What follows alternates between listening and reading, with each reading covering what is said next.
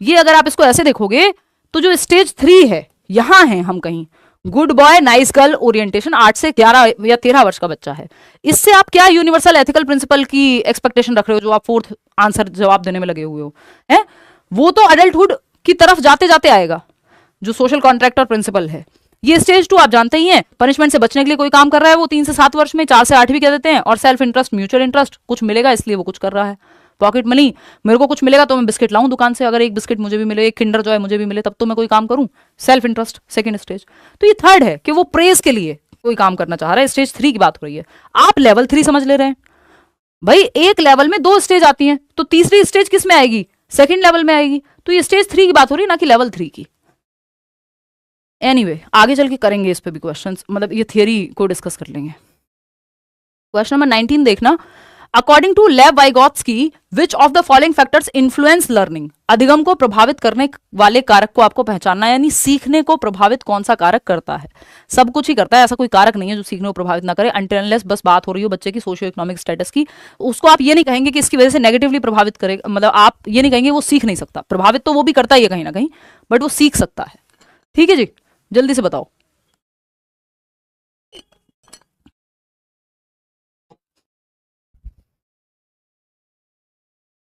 C option कह रहे हैं आप लोग, सी मतलब ये, चलो ठीक दे रहे हो जवाब, 88%, बहुत बढ़िया।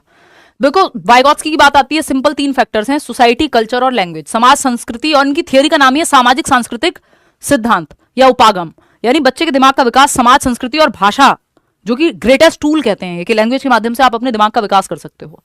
तो ये तीनों चीजें हैं, लेकिन ये कोई नेगेटिव रीइंफोर्समेंट पनिशमेंट की बात ये नहीं करते, वेरी गुड शाबाश ये सब की बात ये नहीं करते। तो फर्स्ट सेकंड थर्ड जो कि थर्ड ऑप्शन में ही अंतर्निहित है। आगे बढ़ेंगे, क्वेश्चन नंबर 20 देखिएगा, क्वेश्चन नंबर 20 देखिएगा, अकॉर्डिंग टू जीन पियाजे which of the following questions will be answered only by the children in formal operational stage, यानी कौन से प्रकार का सवाल होगा जो 11+ ईयर्स का बच्चा ही फॉर्मल ऑपरेशनल यानी औपचारिक संक्रियात्मक अवस्था, जो आखिरी अवस्था है पियाजे की स्टेज में, SPCF लास्ट स्टेज का बच्चा ही जवाब दे पाएगा कौन से सवाल का। तो आपको 4 सवाल पढ़ने हैं और निकालना है जवाब।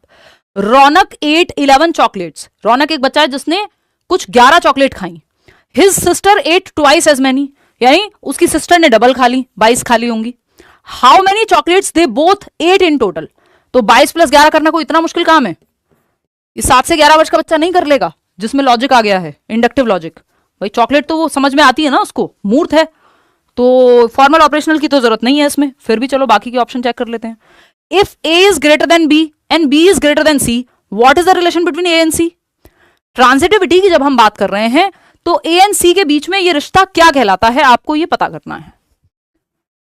तो यहां पे फिर भी आपका रेशो लग रहा है, how many whole numbers are there between 67 and 81, ये भी निकाल लेगा बच्चा। 7 + 9 कितना होता है ये भी निकाल लेगा। ट्रांजिटिविटी या रेशो के इन रिलेशन टू समथिंग समझना, ये आपका जो है वो फॉर्मल ऑपरेशनल स्टेज का बच्चा जवाब दे पाएगा कि ए इज ग्रेटर देन बी और बी इज ग्रेटर देन सी। ये हम कह सकते हैं कि ये इसके साथ क्या कहते हैं इसको, एक बार दिखाना। EMRS की आंसर की आ ही जाएगी, अब कब तक आएगी, एक मिनट रुको यार, जब तक भी आएगी मतलब EMRS की आंसर की, चलो देख लेंगे। मतलब बड़ा मुश्किल है यार, ऑफलाइन क्लासेस भी हैं, ऑनलाइन भी हैं, फिर यूट्यूब भी है, फिर D2+ भी है, इधर उधर जाना भी हो जाता है, तो सब कुछ थोड़ा सा यूट्यूब पे पूरी तरह से फोकस नहीं हो पा रहा है। हालांकि मेरी कोशिश पूरी है कि मैं जितने सेशंस ले पाऊँ यूट्यूब पे उतने मतलब मैक्सिमम हो पाएँ सेशंस जो हैं, ठीक है ना।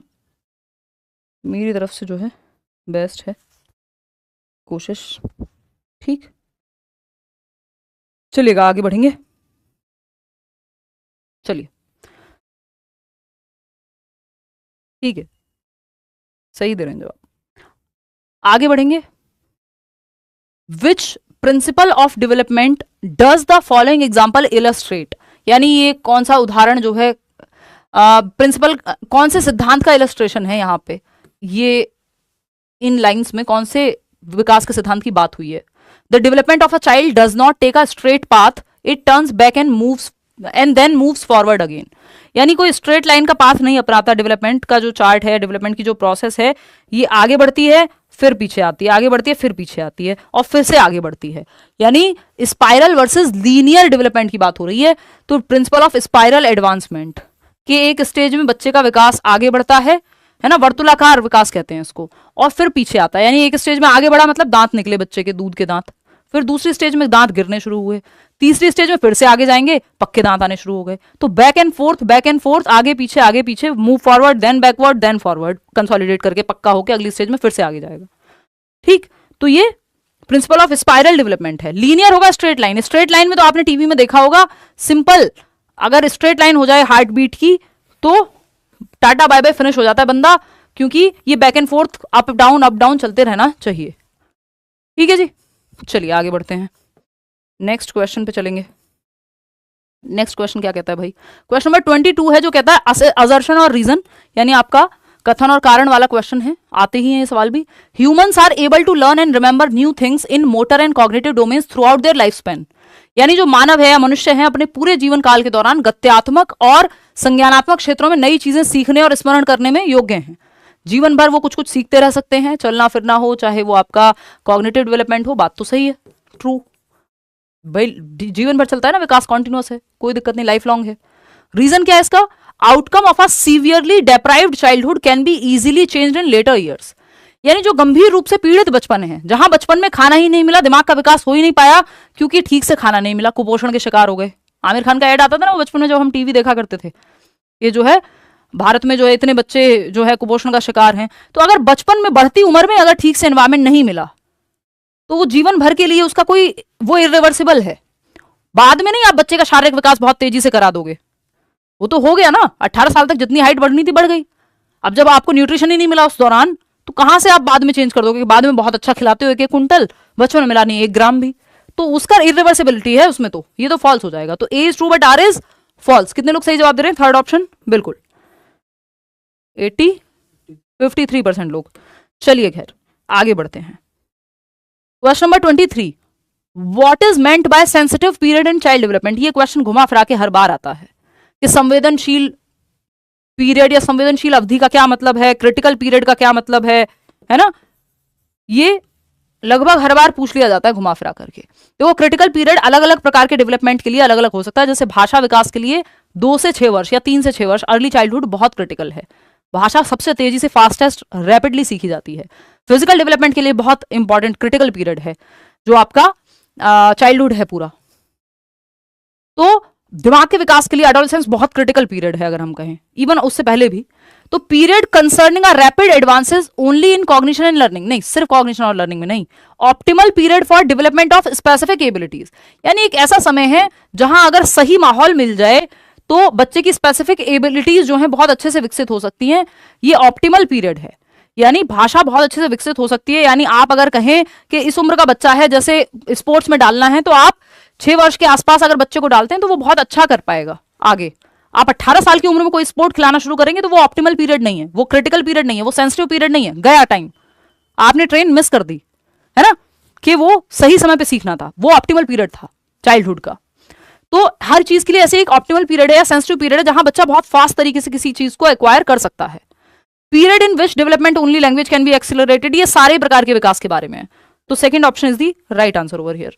आगे बढ़ेंगे, क्वेश्चन नंबर 24 देखिएगा, cephalocaudal principle of development states that, विकास का शीर्षगामी सिद्धांत क्या कहता है। सेफेल मतलब खोपड़ी, कॉर्डल मतलब जो आपकी पूंछ कह लीजिए आप उसको, यानी सर से पैर की ओर, सर से धड़ की ओर। Development proceeds from head to toe, बिल्कुल ये लॉन्गिट्यूडिनल या सेफेलोकॉर्डल बोलते हैं इसको, क्या कहते हैं, लंबवत या शीर्षगामी। शीर्ष मतलब सर से आपके पैर की ओर, लॉन्गिट्यूडिनल। हेड टू टो, बच्चे का पहले सर पकड़ संभालना सीखता है वो, बाद में आपका बैठना सीखेगा, फिर खड़े होना सीखेगा, पैरों पे कंट्रोल आएगा, चलना सीखेगा। तो सर से पैर की ओर जा रही है विकास की दिशा, जो कि 92% लोग बिल्कुल सही जवाब दे रहे हैं। सिर से पांव तक ये शीर्षगामी है या हेड टू टो है। Proceeds from centre to extremities, ये प्रॉक्सिमो डिस्टल है, सिरोध पदोन्मुखी जिसको हम कहते हैं। सिर से पैर, near to far, centre to periphery, ठीक है। टो टू हेड कुछ नहीं होता, एक्सट्रीमिटीज टू सेंटर कुछ नहीं होता, ठीक है जी।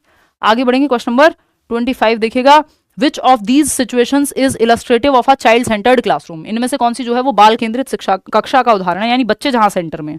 तो जहां बच्चा एक्टिव होगा वो सही होगा। A class in which the students are sitting in groups and the teacher takes turns to go to each group। हमें बच्चा और टीचर दोनों एक्टिव चाहिए, सिर्फ टीचर नहीं। A class in which the behavior of students is governed by the rewards and punishment। Reward punishment पे काम करना कोई बहुत अच्छा तरीका नहीं है, है ना, बेशक हमें सिखाया गया हो।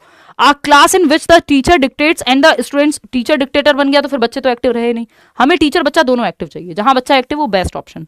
A class in which the students do whatever they want while the teacher watches them silent। अरे नहीं यार, कुछ तो गड़बड़ हुई है, एक बार चेक करते हैं।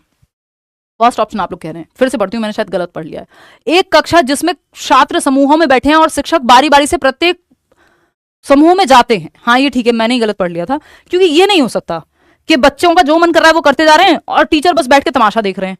टीचर का एक्टिव होना भी जरूरी है, इसलिए फोर्थ ऑप्शन गलत हो जाएगा, बाकी के तो है ही गलत। फर्स्ट ऑप्शन पढ़ते हैं दोबारा। A class in which the students are sitting in groups and the teacher takes turns to go to each group. ये बात सही है कि बच्चों का ग्रुप है और टीचर अलग अलग ग्रुप के पास जा रहा है कि तुम्हें कोई दिक्कत है, कहीं पे कोई डाउट है, कोई एक्टिविटी में हेल्प चाहिए, तो मतलब टीचर बच्चे दोनों एक्टिव हैं। फर्स्ट ऑप्शन ही यहां सही है। आगे बढ़ते हैं, मैं रात तक आते आते इतना थक जाती हूँ, कई